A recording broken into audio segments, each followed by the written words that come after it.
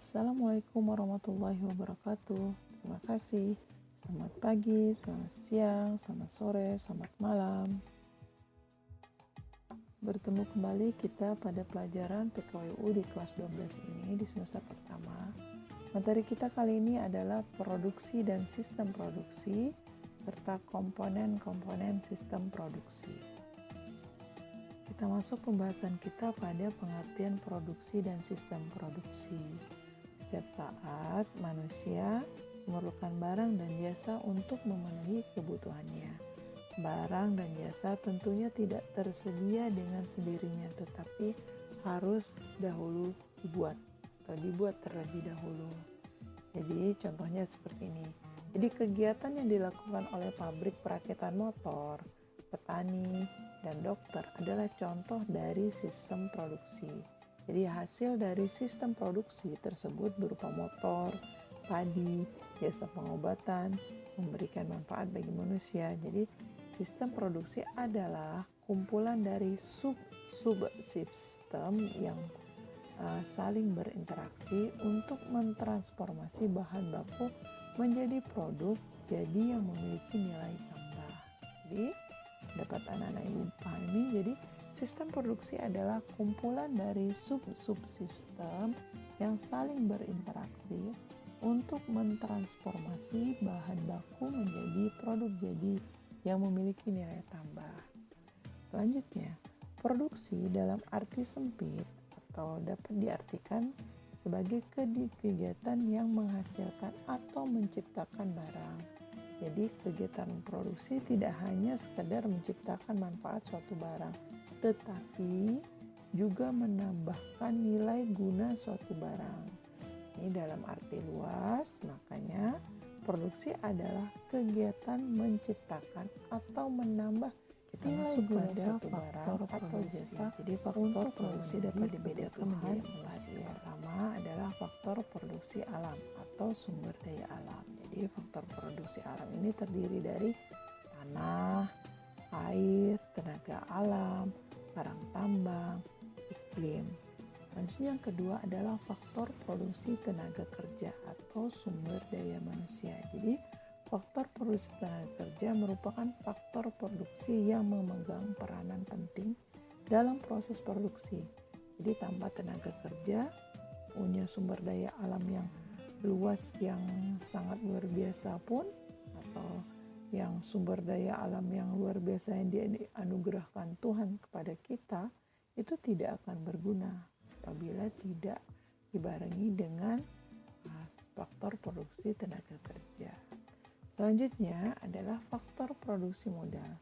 Jadi dalam pengertian ekonomi ini ya, segala benda atau alat buatan manusia yang dapat digunakan untuk memperlancar proses produksi dalam menghasilkan barang atau jasa disebut modal.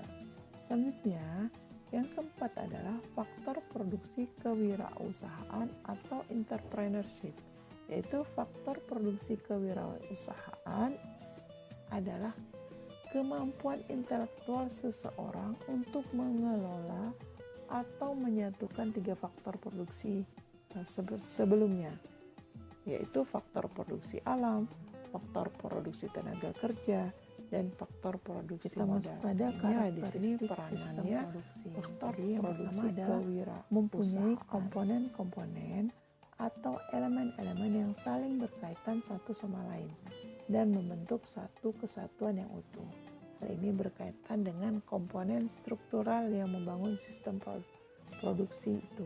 Nah, selanjutnya yang kedua adalah mempunyai tujuan yang mendasari keberadaannya berupa menghasilkan produk atau barang atau jasa berkualitas yang dijual dengan harga yang kompetitif di pasar. Selanjutnya yang ketiga, mempunyai aktivitas berupa proses transformasi nilai tambah untuk menjadi output secara efektif dan efisien. Yang keempat adalah mempunyai mekanisme yang mengendalikan pengoperasiannya berupa optimasi pengalokasian. Kita masuk pada komponen-komponen sistem produksi. Jadi sistem produksi merupakan sistem integral yang mempunyai komponen struktural dan fungsional. Contoh komponen struktural adalah bahan atau material, mesin dan peralatan, tenaga kerja modal, energi, informasi, tanah, dan lain-lain. Selanjutnya, ada yang namanya komponen fungsional yang terdiri dari supervisi, perencanaan, pengendalian, koordinasi, dan kepemimpinan. Jadi dalam suatu sistem produksi selalu berada di dalam lingkungan. Jadi sehingga aspek-aspek lingkungan seperti perkembangan teknologi, sosial dan ekonomi serta kebijakan pemerintah sangat mempengaruhi keberadaan sistem produksi tersebut. Syarat proses produksi. Jadi produk kerajinan umumnya diproduksi ulang atau diperbanyak dalam skala home industry karena dibutuhkan persyaratan-persyaratan tertentu yang harus dipenuhi dalam proses rancangannya. Yang pertama adalah menentukan bahan atau material produk. Jadi pada karya seni kerajinan, seorang pengrajin harus mampu menghubungkan bentuk dan fungsi, sehingga karya yang dihasilkan dapat memenuhi fungsinya, sementara bentuknya tetap indah. Jadi pemilihan bahan atau material dalam pembuatan karya kerajinan sangat terkait dengan sasaran atau pasar sasaran.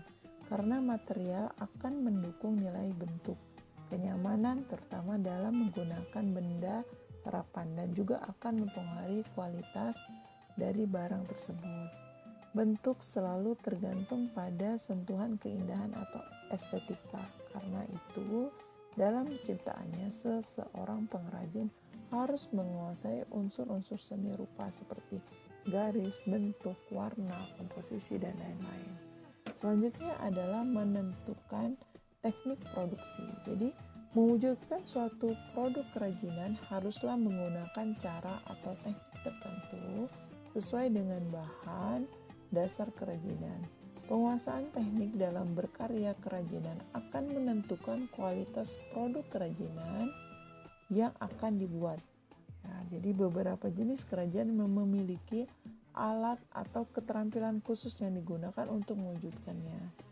Dengan teknik produksi, bahasan kita selanjutnya adalah macam-macam sistem dan produksi. Cara yang pertama adalah akan digunakan continue proses, yaitu biasanya dikenal dengan proses produksi kontinu. Jadi pada sistem ini peralatan produksi disusun dan diatur dengan memperhatikan urutan kegiatan dalam menghasilkan produk atau jasa.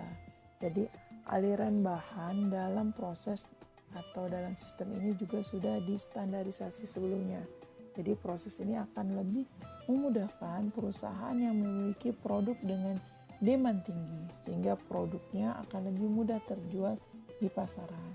Selanjutnya ada yang kedua adalah intermediate process, yaitu sistem produksi yang terputus-putus di mana kegiatan produksi dilakukan tidak berdasarkan standar tetapi berdasarkan produk yang dikerjakan karena peralatan produksi disusun dan diatur secara fleksibel dalam menghasilkan produknya.